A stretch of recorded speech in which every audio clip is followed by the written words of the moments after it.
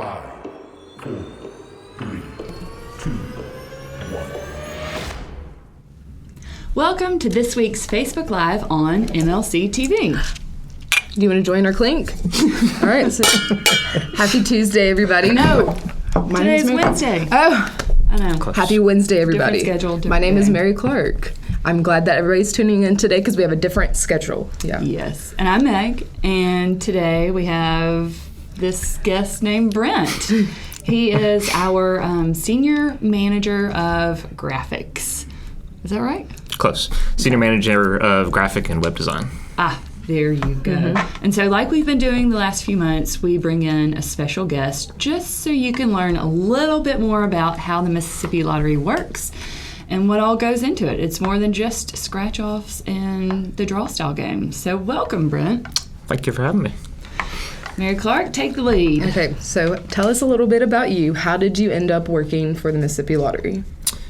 So before here, I worked for the state and helped promote economic development and tourism. And I was reached out to basically asking if I wanted to come join the startup of the lottery. Mm-hmm. And any graphic designer, if you can be part of a startup, that is probably one of the coolest things, just being a part of something as it starts and being able to follow it through fruition. Mm-hmm. It's definitely a cool thing to be a part of. Yeah, and you can kind of add your touch from the beginning of it. And did you help create the logo and whatnot? So logo was already created before I started. We had to make a few little touch-ups to it, nothing major, but just enough. Clean it up a little. There we go. That original logo design was sketched on a cocktail napkin. Did you sketch it? Yes, and then somebody, like an actual artist, gave us a legit logo. Yeah. So, I mean, nobody really wants to see what it looked like at first. It was like, Yeah, I which wish you is still why had it. You could I have a frame it. picture of it. I don't have the napkin Napkin. anymore.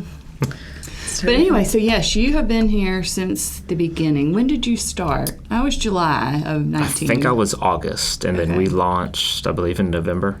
Yep. So and the fun part was when we first started, we didn't have any retailers. Mm-hmm. So everything now, not everything, but majority of things we do now is player facing. Well, when we first launched, I'm not going to say we weren't worried about players, but we had to get retailers signed up first. Yes. So our first website that we launched, probably 60-70% of the homepage was related to basically trying to get retailers signed on, because we were starting from zero. Everything was starting from about scratch. that. Yeah, it has totally shifted focus as we've grown. And we through the still, years. on the website, I mean, we still have areas that are retailer focused.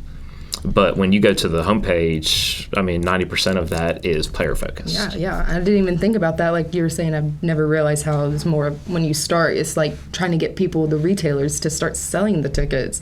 And then we can worry more about the players and the people playing the actual game. And then the challenge, too, was Mississippi never having a lottery. We were not only trying to get retailers signed on, but we were also trying to educate players of how to play, how all of our scratch-off games worked. Yes. Okay. A lot was accomplished in a very short amount of time. And a lot of lessons learned from mistakes. And Yeah. Okay, so I just want to ask, where do you get any ideas for graphic designs? Where do you get any ideas from? we have different, as far as graphic designers, we have different websites that we can look at just for inspiration. And as far as for lottery stuff, I look at a lot of other lotteries to kind of pull different things that we like and that we don't like and kind of make notes of both and then use both of those in our own stuff. Yeah. And that's something you and I discussed in the very beginning too, how, in some scenarios it benefits you to be one of the youngest lotteries, because then you can go and see what you like from other lotteries, what you might want to do a little differently, and so you can kind of take best practices from everybody and apply that toward what we do. That plus, so we had our first iteration of the website that was more retailer focused, and then after a few months of being live, it kind of adjusted a little more player focused. And then we have let me back up. Then we have the one that was before the Lotto America. That was basically after about a year or so, we started looking at the analytics to see where players were going. And the biggest thing was seeing biggest thing for me is making sure on the homepage that we can have as few clicks as possible. And that's the one thing that we've tried to adjust each time is kind of look at the analytics. So right now, what is it? I think the top 10 pages of our website are all draw results related. So if you look at our homepage, right under the slideshow, you'll see that all the draw results are our top things that pull up first. Wow, that's super interesting that the draw style games are the most clicked on things on our website. Yeah, I mean, and it's a very, once you click on the particular game, it's a very detailed page too. I mean, you can not only learn how to play, prize charts and all that, but you can search your numbers, you can find past draw results, and so it's really informative. It can tell you everything you need to know about any certain game, like you were saying, like how to plays, and you can look at like the odds, I think, as well. And then like instructions, it will also have like the cash 3 or cash 4 little ticket next to it, and it'll like little arrows that can point you where to fill in your numbers where. That's right. Yeah.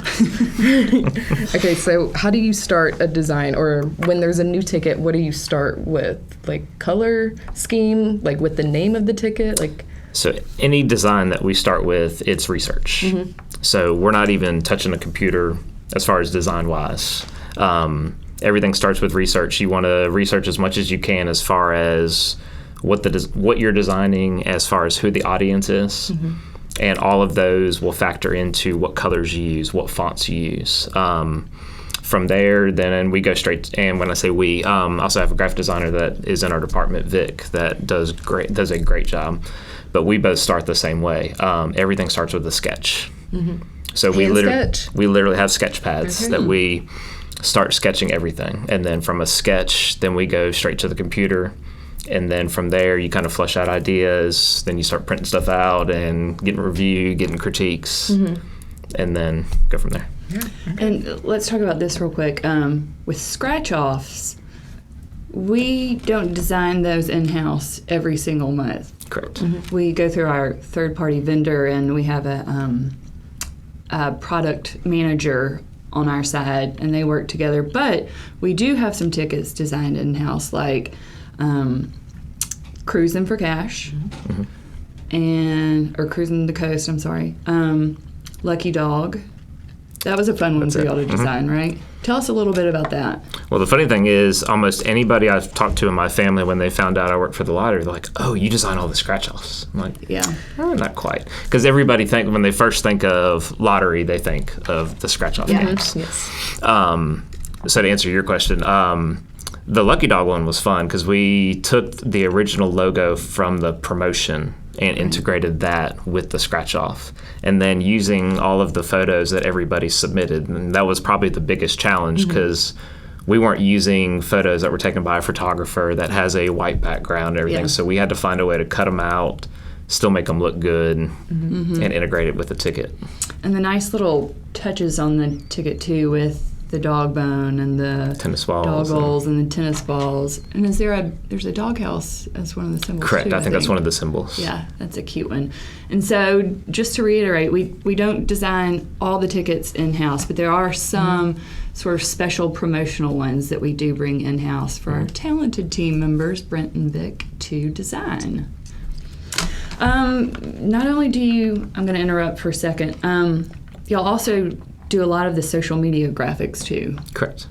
So it's not just, the website and ticket input, but they're our social media image designers, and we rely on them heavily for our stuff. And to piggyback on that, our other designer, Vic, does a fantastic job of doing all the how to play videos every month. And she does a great job as far as animating them and making them very user-friendly, just so that way all the players can go to them and see exactly how to play, not just read through all of this paragraph of instructions. Yes. So It's definitely easier when you see it happening and the arrows pointing, you can do this and that, and just makes it way easier to hear it than reading it, like y'all were saying. And we're in a visual generation, so nobody wants to read anything. I'm definitely visual.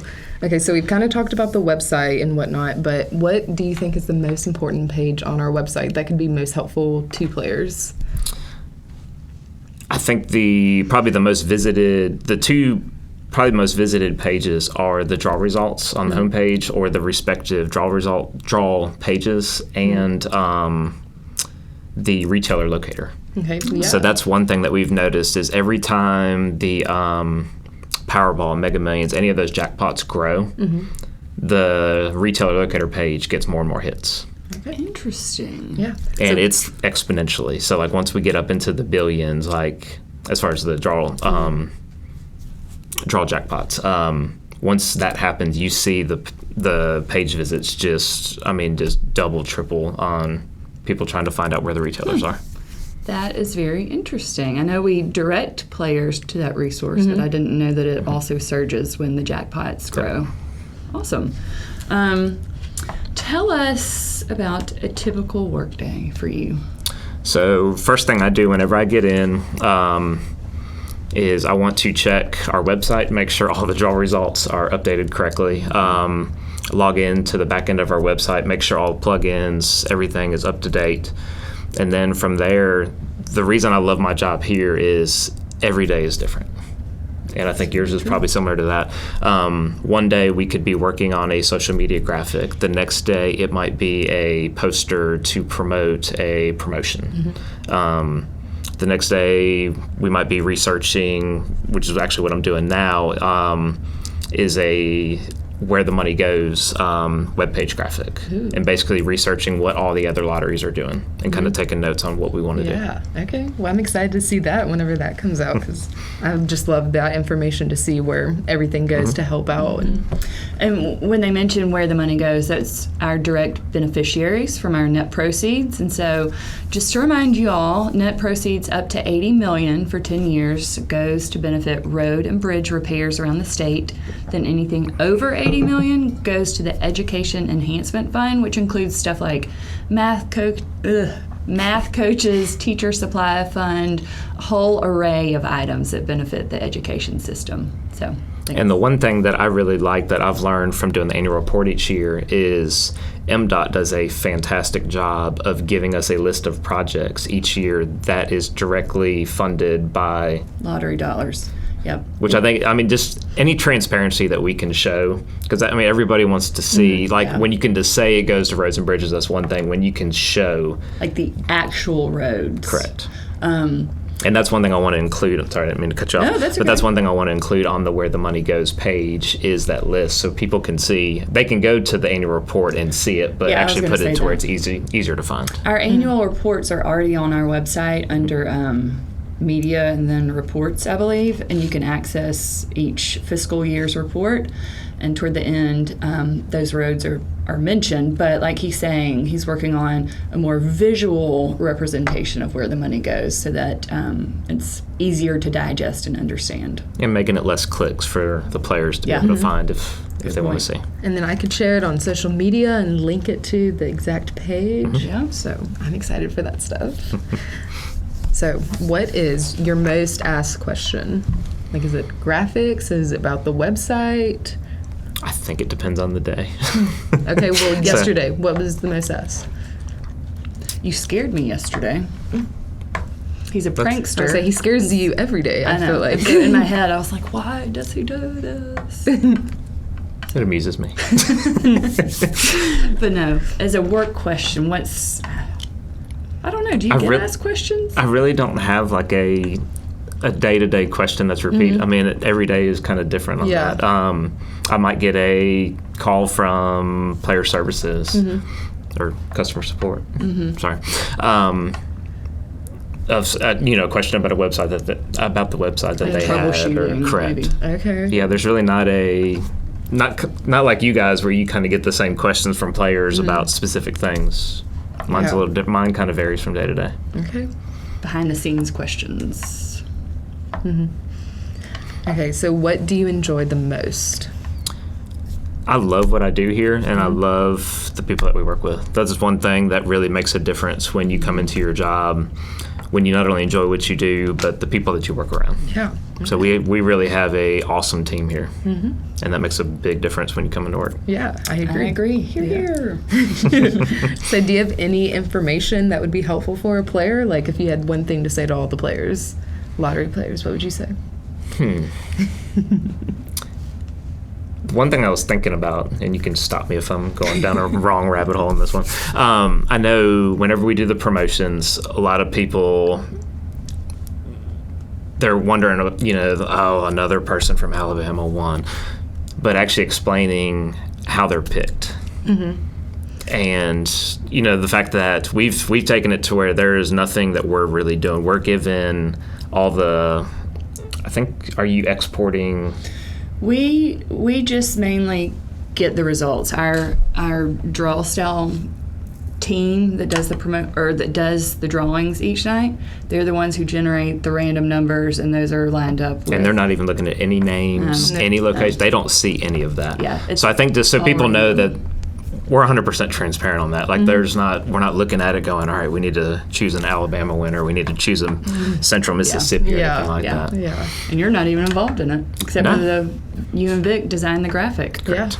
Yeah. We've got a question. Let's see. Charlotte asks, my sister was trying to log into Second Chance. It kept telling her email or password, so she called and talked to someone, and they told her they had nothing under her name. Okay, see more.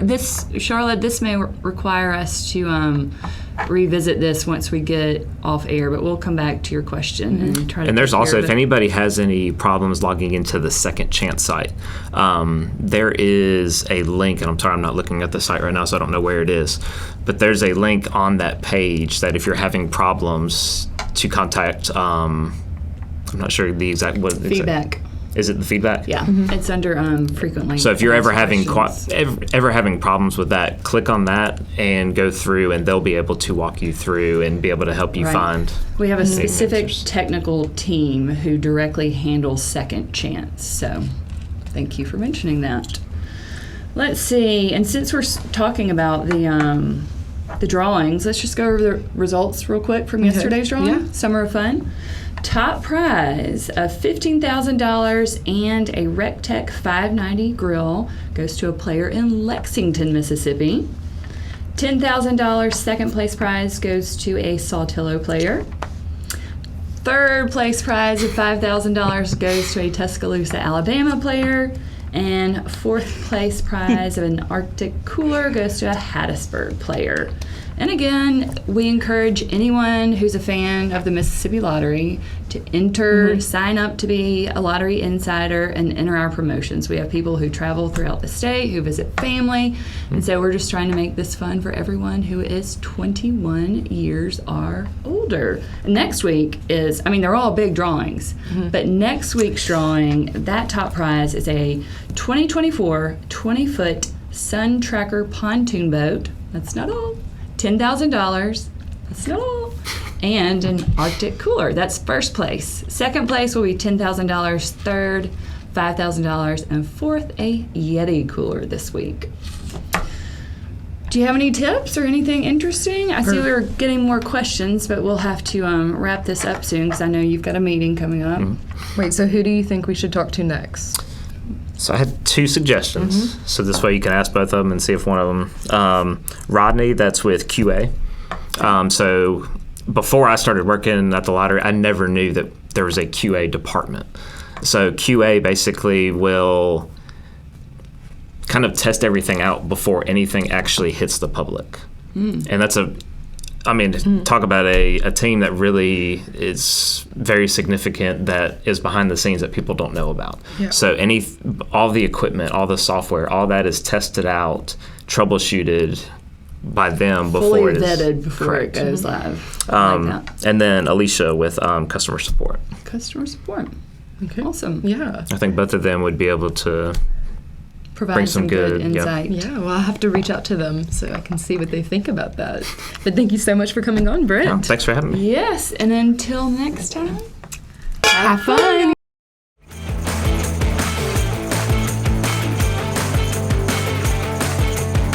Gambling problem? Call 1-800-GAMBLER.